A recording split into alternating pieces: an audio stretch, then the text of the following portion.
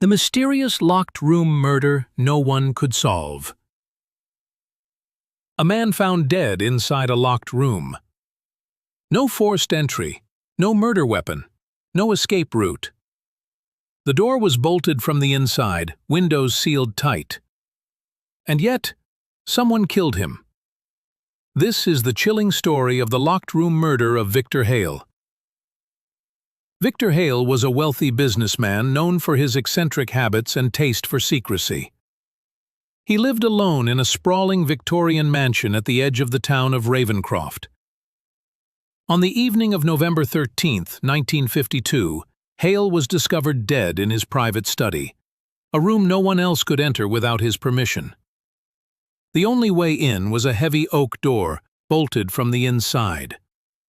And when his butler, Thomas Reed, found him the next morning, the door was still locked. Victor's body lay slumped over his desk, a single stab wound to his chest. A letter opener, stained with blood, sat neatly beside him. But here's where the mystery deepened. No signs of struggle, no signs of forced entry. The windows were locked, with the key to the room still inside his pocket. Police were baffled. How could a murderer enter a sealed room, kill Victor Hale, and vanish without leaving a trace?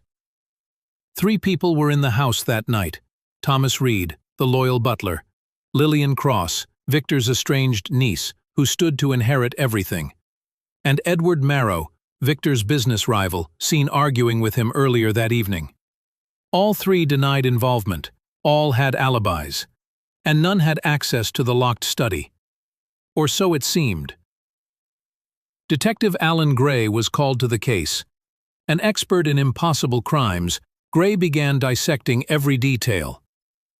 Was the killer still inside when the room was unlocked?